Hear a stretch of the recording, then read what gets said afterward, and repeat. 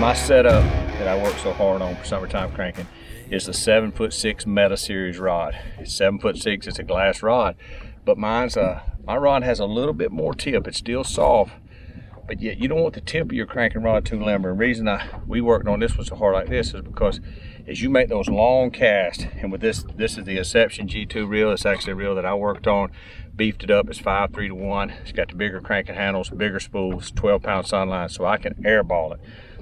The problem is the reels are so much better now we had 10-15 years ago that we can throw a lot further. So you have to stiffen the tip of the rod up a little bit, but not too much where you pull it away from. That's what makes building the perfect cranking rod take a long time. Like, you got to go through several blanks, and we did that. We got the weight of this rod right. You can see the plug I'm throwing on it, DT20, not weighted, just DT20. But if you're looking for the ultimate summertime cranking rod, from DT10s all the way up to DT20s, plugs even bigger than that, check it out. It's a 7'6" Meta. Perfect for cranking. Just enough tip that you can cast it a long way, lets the fish eat it, but you can lean back on them. If you make a long cast, you can't keep enough pressure on the fish, they're gonna jump off most of the time. So y'all check it out. Hey, if you like the swag, y'all go check it out. All the PMA swag's on my site. Thank you guys for supporting me. I'm gonna make a few more casts, and then Lulu's waiting on me for dinner. Well, I see them on 360. They're either whites or bass.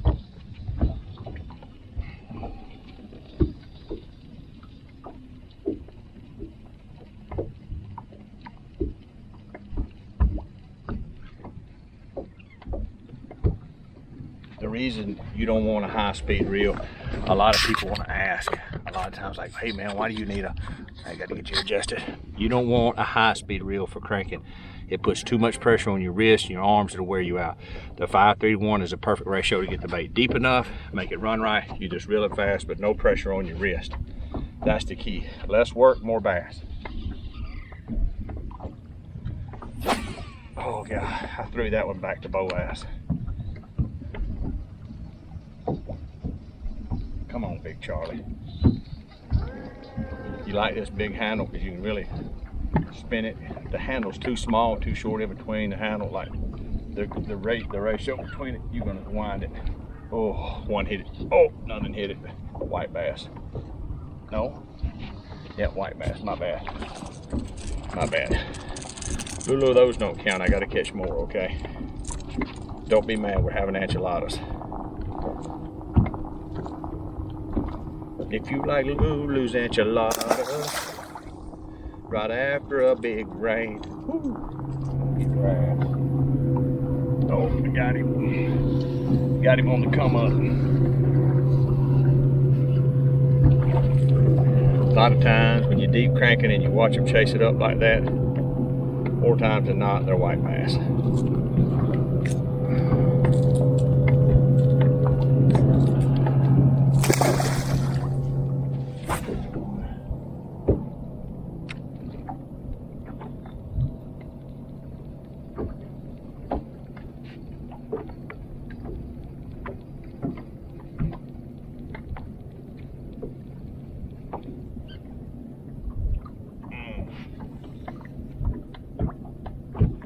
This might be old Dromaeosaurus Rex. This is a big old catfish. No? Oh no. A giant bass, and he's hooked in the top of the head. Slack, slack, slack. Hook that big joker right in the top of the head. Let's see if I can get him up here for y'all. Oh.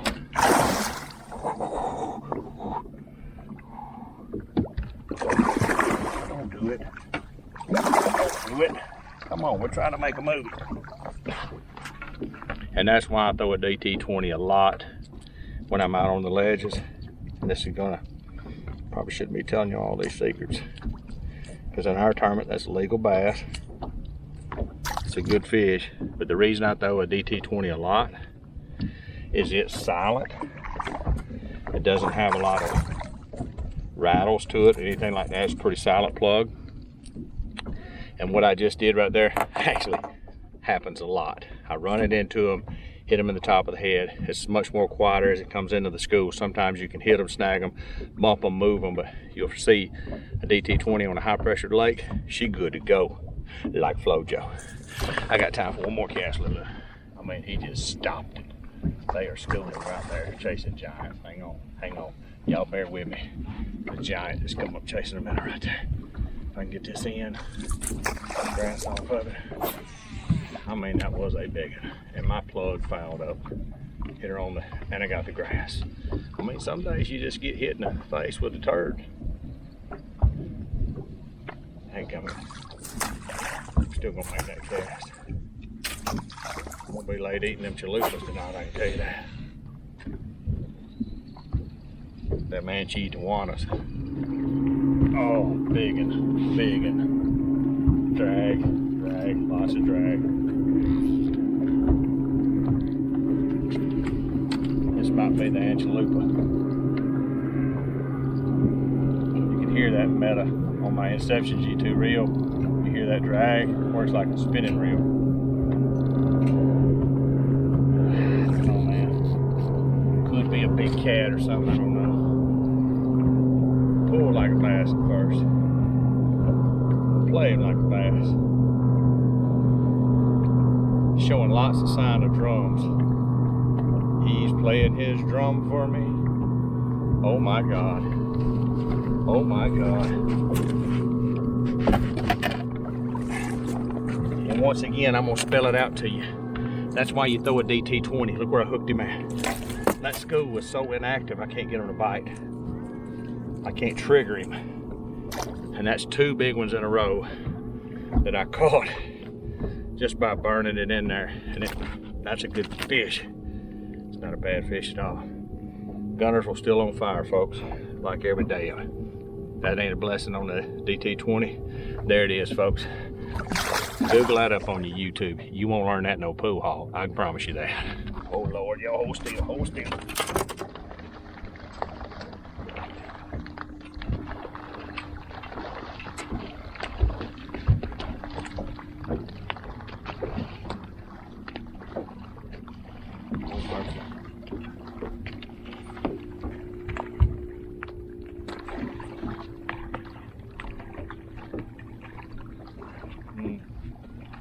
This is crazy big and schooling. Got him. Got him. Swapped over to the hair jig. White bass. It's a nice one. I love me some gunners from cranking. Let's put him back. Let's return him to the lake of sentence. Let's go. Y'all ready? Now I'm going to eat them. Watch it. Y'all see how he disrespected me? Y'all seen that, didn't you? I had to fix y'all's camera. Y'all look a little drunk, but he totally disrespected me. He splashed me. I'm going home now. Bye.